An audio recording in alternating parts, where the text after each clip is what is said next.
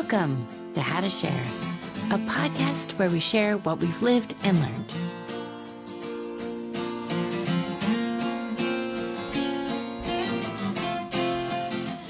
I'm Wynne, and in this episode, co-host Vicki Atkinson and I are back with author and advocate Sam Daley-Harris.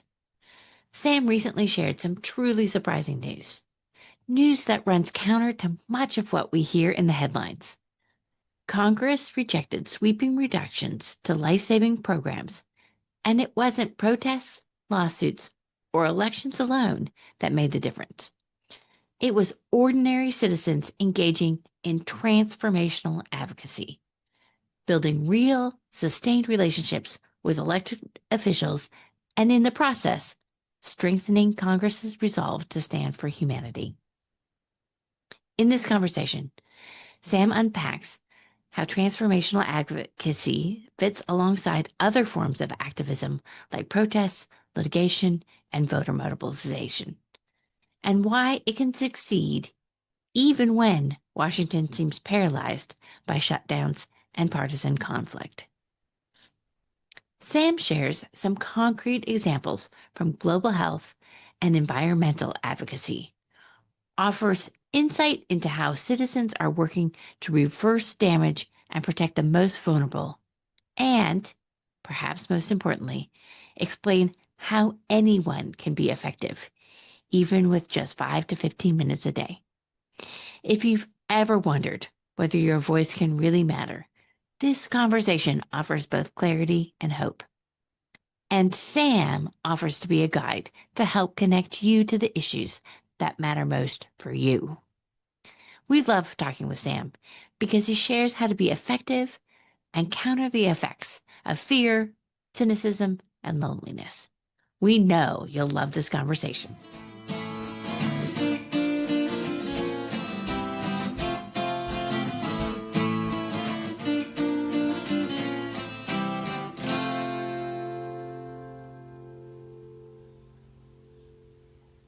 Hi, Sam. Hi there.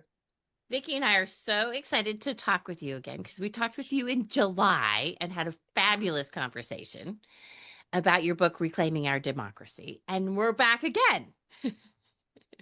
Great. It's so much fun. And the reason, you recently sent out an email to Vicki and I, and I'm sure to others, but it had shocking news. And it really was shocking to me to read this. And you said in the email, what few Americans know is that, number one, Congress rejected President Trump's drastic cuts to global health. And two, ordinary citizens played a key role.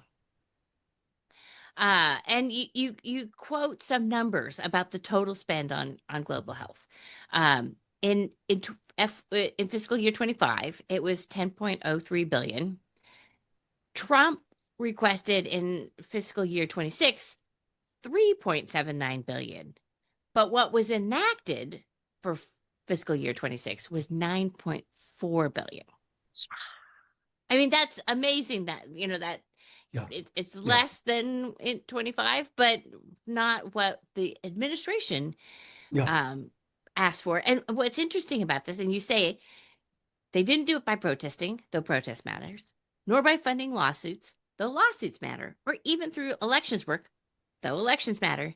They did it through transformational advocacy, building relationships with elected officials who make decisions in their name. So can you say more about, this news? I'm sure you track this. Tell us how you followed the news. Tell us more. Okay, right. So without getting in the weeds too much, I want to let people know that the fiscal year starts October 1. But here we are in March of 2026, months and months after what should have been the start of the fiscal year. But as I think most people know, government shutdowns and incomplete work, many of the bills weren't finalized till the end of January or the beginning of February 2026 for the year 2026, which began in October, sorry for the weeds, in October of 2025. So the point that we're talking in March of 2026 is because we've hit a completion point, a Mhm. decision point. Mhm. Bills have been passed and signed into law, Mhm. in this case by the president, quite against what he'd proposed originally. So that's the little background that when we're talking now, we're talking when things have been finalized. Got it. And so let me give you one example. The Global Fund to Fight AIDS, Tuberculosis, and Malaria was launched in 2002 when AIDS was raging around the world, but especially in Africa. And for this year, 2026, President Trump proposed a 55% cut from 1.65 billion to 800 million for the Global Fund to Fight AIDS, Tuberculosis, and Malaria. Well, the final number was not Trump's 800 million, but 1.25 billion. And I want to put a little bit of human face on it. Um, uh, by this time, the Global Fund to Fight AIDS, TB, and Malaria and its partners have saved 70 million lives since 2002. Right. And so it really matters. I'm going to actually sneak in your question before we started. You were saying before you even started, and you want to flesh it out a bit more. Yeah. But we have budget deficits. Is this something we should be thinking about? And Right. is that fair? I don't know if you want to add anything to Yeah, the. no, I think that was exactly my question. I mean, Yeah. obviously we know, especially with global health, and we saw with COVID, global health matters to all of us. But still, it's so hard to reconcile, and using a budget word, even though I fancy me, Yeah. the how these things get budgeted and spent, and the overall deficit, and what our values are. I mean, Yeah. so if any wisdom you could add to all Yes, that. yes, yes. And you said a key word, what our Yep. values are. And I'm going to use a quote from the late Republican U.S. Senator Mark Hatfield of Oregon, who I think it was 1984 or 83. This is what he said. I mean, it's mind-blowing for me. He said, and it's particularly poignant at the moment. He said, "We stand by as children starve by the millions." Now, again, this is 40 something years ago. He said, "We stand by as children starve by the millions because we lack the will to eliminate hunger. Yet we have found the will to develop missiles capable of flying over the polar cap and landing within a few hundred feet of their target. This is not innovation. It is a profound distortion of humanity's purpose on Earth." End of quote. So I think if we could use the question of what is humanity's purpose on Earth and what is a distortion of that, and et cetera, et cetera. There were calls to raise the defense budget for the next fiscal year, which would be 2027, by 50% to something like $1.5 trillion. Well, even today, the U.S. defense budget is 10 times, it's larger than the next 10 countries combined. If you take the next 10 most spending countries in defense, our budget is larger than all of those. So it's a great question. Right. And at the same time, it's a question, as you said, that begs a question of values. Yeah. And as Hatfield said, humanity's purpose on Earth, what is it? Right. And does this forward it? Does this forward humanity? Does this forward it? And that's a question we have to grapple with. Yeah.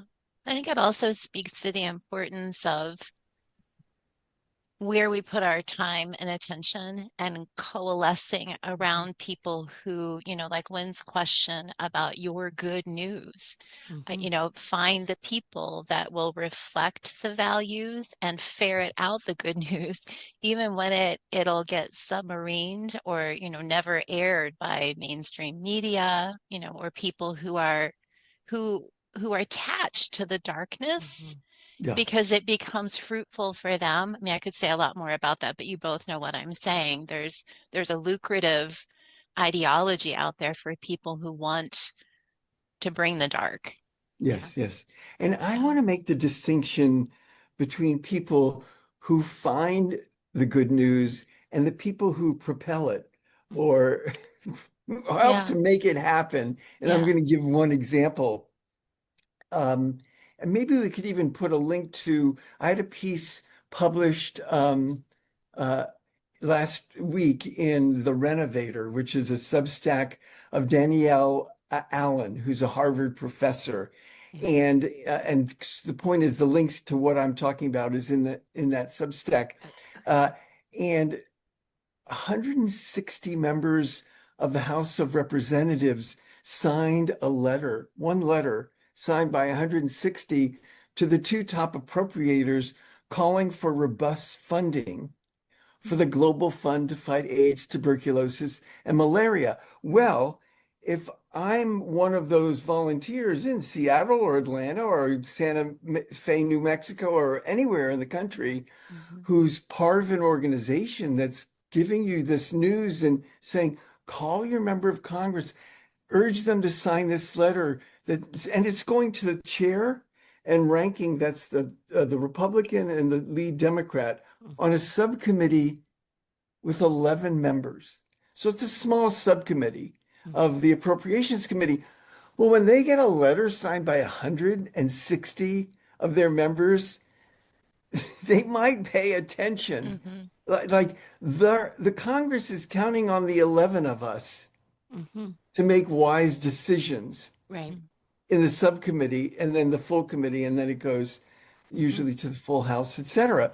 But where I'm going with this is rather than finding the good news, it's like causing the good news Hmm. because I was on the phone. I was in that meeting. I was with the letter to the editor. I Yeah. was educating my member of Congress and the community to some extent on Hmm. an action that they can take. In fact, that's going to start happening in March and April and May of 2026. People will be working on getting their members of Congress to sign letters like these because they see it as their value. Hmm. There shouldn't be people dying of AIDS, tuberculosis, and malaria in this case, in this world, in 2026. And so people will be working on that. And I think in the program notes, we'll have ways where people could reach out to me for help in connecting with those kinds of organizations that, and I'll stop here, that feed power Yeah. Hmm. to their members. So, okay, so that I have a whole bunch of questions about that. I'm sure Vicki does too. But so, like yesterday, I got an email from somebody who says legislatures are going to cut your state park budgets. Please sign this letter, right? Hmm. And Okay.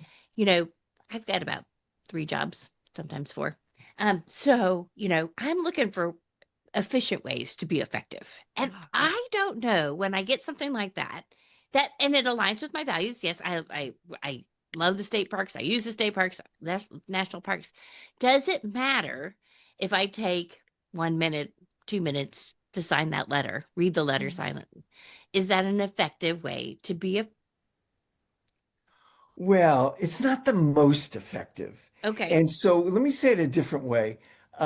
I would urge the viewers and the listeners to consider engaging deeply on one issue, and whether it's peace issues. I work with a group, the Quaker Lobby Friends Committee on Mm-hmm. National Legislation, or whether it's on climate. I work with two groups that focus on that, Citizens Climate Lobby and the United Church of Christ Climate Hope Affiliates, or Yeah. whether it's on hunger and poverty, results and Catholic Relief Services work on that. And those groups offer a deeper dive for citizens. And what I'm getting at is in my world, if you were doing a deeper dive on X issue or with X group, Mm-hmm. then you could sign all those other petitions and and uh, I don't want to poo-poo it, but There was a survey of congressional staff by the Congressional Management Foundation, and only 3% of congressional staff said an email form letter. That's, give me your name and your zip code, and we'll send the letter for you. Only 3% said it was highly effective. 94% said an in-person issue visit from constituents was either highly or effective. Right. And I don't want to discourage people. I Yeah. want to encourage people. And again, I don't urge people to go deep on this and go deep on that and go, no, Yeah. pick one. Yeah. The one Yeah. that moves you the most and that you're going to have some effort to build a relationship with your member of Congress, with the media, etc. Anyway, I don't know if that's helpful. Yeah. And one of the things that I love Wynn's question, because I think everyone wants to be responsive, but everyone is sort of stretched and pulled in so many directions. And one of the things that I found recently in filing kind of an action notice when something within the state of Illinois is vulnerable, I found I get a better response from whoever, the legislator or the elected official is from their office, of course, if I cite and align myself with a group that I'm connected with that's Okay. similarly, active. So I think that maybe that's kind of what you're saying. Be the individual, do what you're doing on your own. But if you can also allude to or reference, a group that has mobilized, at least for me, I've seen that I've actually gotten Yeah. responses and phone Yeah. calls back. But it And is, where I you want to want to be go, everywhere. mm, Yeah. and where I want to go with it is the issue of relationship. Can you do what you did with this or with that or with the other? And is there any one issue and any one group you would work with that would help you build a relationship Hmm. with the staff, a Mm-hmm. relationship with the member of Congress? Maybe you're not the one in the group, but a relationship with Right. the media, Mm-hmm. maybe an editorial writer, etc. Mhm. So uh, I, transformational advocacy, maybe we'll talk about it a little bit more mhm. and what is that in a moment, but it's all based on relationship. Mhm. Yeah. And so, yes, the little tweaks and kind of twists that you recommended are good. And then I'm also recommending that we find a way to also go the relationship route. Mhm. Um, Okay. yeah, Well, Yeah. when we talked about transformational advocacy in our last conversation, I mean, you really pointed out that it's good for us. mm, Yeah. It's good for the Right. world, but it's also good for us, right, right? I right. mean, Yeah. is that the point that you're making for with in relationship? It's not just relationship with the legislatures, but it's within our own relationships. Right. And if I could just say, transactional advocacy is sign the petition, Yes. done, transaction Yeah. Right. complete.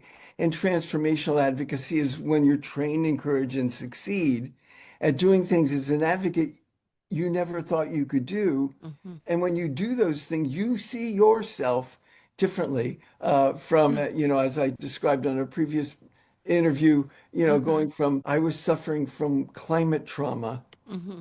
to experiencing sacred and profound. Same person, but engaged more deeply and Hmm. came out that other side. Or the Mm-hmm. person who said, I was clueless about advocacy, Yeah. especially political advocacy. And then after engaging, I was euphoric. Hmm. From I was clueless to I was euphoric. That is that journey, and that is the aspect of transformational advocacy where the transformation Yeah. is in me, Right. basically. Right. Um, Yeah. But part of the thing, and I think I said this probably last time, that part of the problem is that it's hard to believe that we're going to be effective. I mean, we watch the Yeah. news with like the Congress, the Yeah. government shutdowns because, they can't come to a resolution about the Affordable Care Act, and that's an issue that affects me directly. I'll tell you that. yep, But yep, they can't effectively do it. So, and they're elected to office. So Yeah. how is it that I'm going to have an effect as a person? right. Well, I Yeah. again, it all goes back to relationship. In other words, you can look at the mess, the shutdown, the indecision, the lack of spine, the whatever, the mess. Chaos. Yeah. Yeah, the chaos. And you can actually be, that's kind of messy over there. I don't have, or it's kind of messy over there, but I'm with an organization that's feeding me power. And even during the shutdown, people were working to get the best possible result. Let me give you another example that wasn't in the email that I sent many weeks ago. The housing choice vouchers, domestic US housing choice vouchers help 5 million people in 3.2 million families with their rent. Help people stay afloat and off the street, basically. And it was funded at $32 billion US housing last year. And President Trump wanted to take it and some other housing programs and put them into a block grant and then cut it by 43%. Well, what was signed into law was an increase from 32 billion to 35 billion. I'm rounding off the numbers here, which was about an 8.5% increase instead of a 43% cut. Well, values, purpose on earth. Yeah, helping people stay off the street and in their apartment. That's low income, seniors, disabled, part of it. It's also known as Section 8.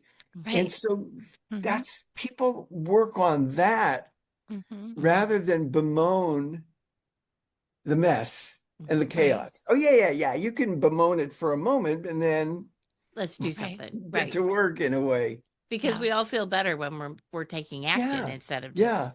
And so, to say to you that the housing choice voucher program wasn't cut by 43%, it was increased by 8.5%. Well, yeah, it's a mess, but this is something that, will have a positive effect right here in our own country. Yeah. But it speaks to the importance of where you get your news, the company you keep, the communities that you engage in, so that those glimmers of good news, even if it comes across as just slightly stabilizing, and all that Section 8 stuff, that resonates with me. That was a good news story. And I know about it, but I think there's so much fear and then fear mongering about everything else for marginalized and disadvantaged people that, I think those that are the champions, they take the win, but then they are carrying so much that feels at risk that maybe the celebrations don't occur. Is that true? I don't know, but you're right. That's a win, a big win. There's a lot of noise, of course, out there. And if there's a celebration, the noise of the rest of it is probably louder than that. But that's why I do what I do.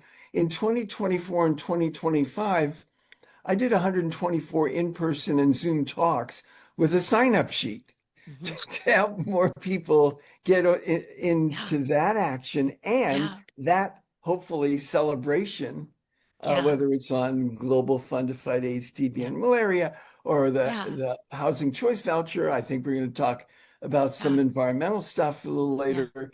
It's so I'm constantly on Zoom or on in person talking to groups. I'm in South Florida. If I could say this, and last month I spoke to the League of Women Voters in Martin County, Stewart, Florida.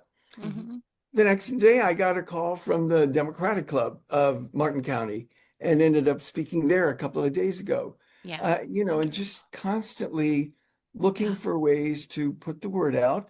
So if people are listening or watching and you have a book group or a club or a place of worship or a class, and you would like to have this kind of conversation, you can let me know. Well, and it's interesting because you don't focus on but one particular issue. You have all sorts of issues that you and you advocacy, right? Yeah. Because I'm going to say that I had a great guest on, Sharon Eubank, who was lovely. And she met you through your work with Muhammad Yunus. That's right. Right, Yeah. right. It just, Right. which is so fun when we have those crossovers. But so you work on all sorts of issues. I do. And if I could just add this, I have a practice group from the groups that I mentioned on climate and peace and poverty. And there are folks on this every other week call, and they're in the US and Canada and Britain. And one of them said, who's been around a while, I said, it's so much harder now to get people together after COVID. There's just less and less willingness to get together. And I said, yeah, there's less willingness, but then there's more loneliness and there's more depression and anxiety. Maybe we need to get together more, and then he said, well, I guess, it was hard 20 years ago. Of course, it's hard now too, but it's just so. And one more thing, if I can, this is from my practice group. I say to them, one of the reasons many organizations don't do what I talk about, transformational advocacy, is the fear of making big asks of volunteers. But there's also a fear of volunteers saying yes to a big ask. And so, you need to, in my lingo, you have to get good at collecting no's. Yeah. Until you find your yes. Yeah. So that's very true. Yeah. I guess I didn't smile about collecting no's as much 40 years ago. But after a while, it's like, that's the way it goes. You learn something with each one, don't you? You exactly. really do. I've gotten a lot of no's in just, podcasting and all the other things, but you do learn something every time. Yeah. So you're working on a new book. Yeah. And in it, I have a little clip that you shared with us. On day 15 of Trump's second term, Elon Musk, the president's largest campaign donor and the world's richest person, announced on X, we spent the weekend feeding USAID into the wood chipper. USAID was the nation's largest humanitarian aid agency. Its programs helped drive a 66% decline in global child deaths over the last 40 years, saving some 10 million young lives a year. If there were justice in the world, Michelle Goldberg wrote in the New York Times, Musk would never be able to repair his reputation, at least not without devoting the bulk of his fortune to easing the misery he's engendered. So can you give us an example for how your work is? Yeah. It's all part of this same package. We were talking about global health. Maternal and child health program was a main driver from the US side in this decline in global child deaths. And it was funded last year at $915 million. And President Trump called for a 91% cut from $915 to $85 million for this year, FY26. He signed into law on February 3rd a bill that included the full $915 million for maternal and child health. Again, it's another example of not bemoaning the news, but I don't want to say making the news because it wasn't exactly in the news, but making good things happen rather than bemoaning all the bad that's happening. And so as a similar thing, and I'll finish here, on this issue, there was another letter signed by 128 members of the House sent to the chair and ranking minority, the Republican chair and the top Democrat, on this subcommittee with 11 members on the subcommittee urging robust funding for maternal and child health. Well, when you chair a committee with 11 members and you hear from 128 of your colleagues in Congress, how did they get on that letter? Many cases, it was citizens who met with them, educated them, brought them on board. Maybe it was 10 years ago and now they just regularly get on it. But it's easy to miss these things, or thousands of bills and, of course, many, many dear colleague letters and the like. So it takes citizens Right. to know about, be trained, pick up the phone or get the Yeah. meeting, Right. and in this case, get 128. And so that's an example of kind of repairing some of the damage that Elon Musk had brought about last year, Right. this time last year. And people are hungry for the stories about those wins. I think that there are people that are I just, in what I do for a living, people that are living in fractured family units, where they've lost, a sense of community and Yeah, yeah, relationships have been damaged. And I think people are hungry for a toehold about good yeah, news, yeah, to the point that you and yeah, Wynne made about transformational advocacy, to see yourself, to claim that identity. People yeah, need to see that there is some momentum out there that they can attach to, because you yeah, mentioned the sense of being isolated and alone. Sam, I think that that's still a driver for people, keeping folks in the shadows when they really want to give voice and become more active. I think people are just yeah, fearful because they've suffered damage, in their yeah, relationships, long-standing ones within yeah. their families. And I like to say, so it's time for a new family, Right. time to make new friends, Yeah, and people will show you who they are. Mm-hmm. But I think it speaks to the importance of this conversation and how much gratitude I feel for sitting with you and Wynne to just take it mhm, all in, because it is uplifting. yeah. Mm-hmm. Great. And Yeah. adding to what you just said about people can feel so alone, when I tell people what to look for to see if that organization or that one is actually working to deliver Mm-hmm. Mm. transformational advocacy, the Hmm. first thing is recruitment, not to build an e-blast list, but to form people Yeah. into local chapters so they're not working alone. Yeah. That's my step one, is Yeah. the help people get Connecting together and the locally. Yeah, relationship. Yeah. yeah, Right. yeah, Yeah. Right. So good. yeah. So good. Well, tell us about some groups that you know that are doing transformational advocacy with focusing on the environment Yeah, and okay, environmental great. Yeah, issues. and there are a couple of them. Yeah. As I mentioned, Citizens Climate Lobby, but the one that I've been coaching in 2025 and now 2026 is the United Church of Christ Climate Mm. Hope Affiliates. I know they just started a chapter 2 weeks ago in Glen Ellen, Mm. Mm. Illinois. Right in That's near Vicky's me. neighborhood. Okay, great. Yeah. Yeah. I mean, again, there were 18 in the room, and I think something near, 10 raised their hand to get involved and the like. But where I wanted to go with it was they learned last year that the president called for a 55% cut to the Environmental Protection Agency. Hmm. So now, again, I started coaching in the last year on early March of 2025, they had 0 chapters. Mm-hmm. Later in March, they started their first, second, third chapter. So by Wow. the end of last year, 2025, they had 11.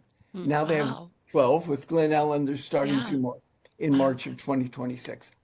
Uh, well, they started lobbying. They had 36 letters to the editor published last year, most of them alerting the community that the president called for a 55% cut to the EPA, the Mm. House a 23% cut, and the Senate a 5% cut. Mm. And they would put in their letter often the congressional switchboard number and urge people to call Washington because they were so small. They Hmm. Yeah. needed the right people reading the local paper and get more people to take this kind of action. Mm-hmm. Well, at the end of January, the president signed into law a bill for the rest of 2026 that was a 3.5% cut Mm. to the Environmental Protection Okay. Agency, 16 times smaller Hmm.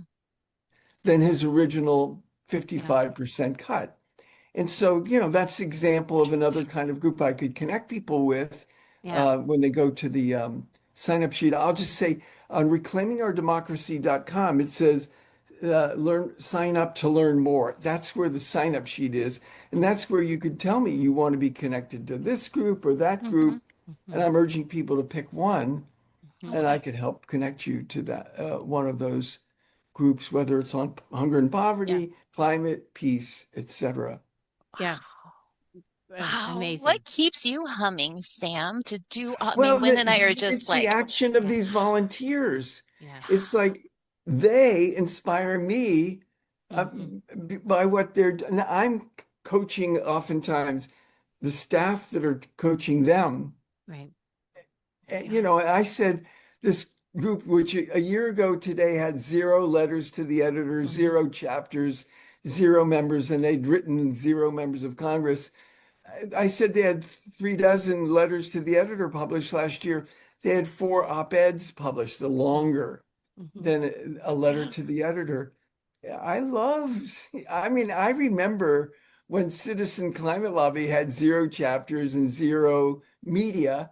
I remember it because I was coaching when they didn't exist. Yeah. And, you know, and the year before COVID, they had 4,300 letters to the editor, op-eds, and editorials published. So I see that transformation from they never did it to wow, gangbusters. And it's that's what keeps me lit up. Yeah. And do these groups ever lobby businesses as well as the government? And do they impact, you know? Well, they would lobby the businesses as it would, and typically as it would help impact this bill or this proposal or this policy. That would be in the community leaders, like, you know, who's the largest employer or the second or the third largest employer in this congressional district? Wouldn't the member of Congress listen to the largest or second or third largest employer? That's one strategy of getting the attention. Meeting with them is one strategy. Letters to the editor, mention their name in the newspaper is a strategy. And then other community leaders coming on board. So it's not just those 6 people over there, but they're talking to the community and the media, and they're bringing endorsers with them to the meetings and that kind of thing. Yeah. And the people that are working with all of those elected officials have so many people that are fielding, you know, what comes at them. And I'm not saying this in a disparaging way, but they're kind of picking and choosing who looks like they may have influence. You know, so I'm learning that lesson a little bit. That like I'm reluctant sometimes to use my doctorate credential, but I realized, like my own little, you know, sample set of 1, that I get a better response when I talk about affiliations and I throw my credentials around, which seems really like it feels tawdry to me, but you know, it seems silly, but Well, and you're pointing out ways that we can be effective without having, you know, billions of dollars to donate like Elon Musk, right? Yeah. We don't have to. It seems like there's so much money in politics these days, but you're pointing out ways that we can use our relationships and group affiliations to make a difference. Yeah. I'm feeling so empowered. Me too. Yeah. When's your book going to be out? Probably early 2027, really, but okay. Good. Well, and you've let us know how people can sign up and go and you'll help connect them. Anything else that our listeners should know? Well, if I can say this so that those who don't make it to the program notes, reclaimingourdemocracy.com, sign up to learn more. That's where the sign up sheet is. And that way I can help guide you to one of these groups if you're interested. If not, that's fine. Or a speaking opportunity, which if interesting to you, or even just to be on my mailing list, that's another option. So, yeah. Well, I like being on your mailing list because you send out good news. Sam, thank you so much for coming on and helping us be educated about how to reclaim our democracy, how to participate, how to live our values. So we really appreciate you sharing your knowledge. Thank Grateful. you. Thank you. Thank you.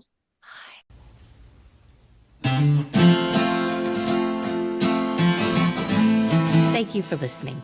Our music was written for us by the incredible duo of Jack Campora and Rob Koenig. For show notes and more great inspiration, see avitiva.com, avitiva.com.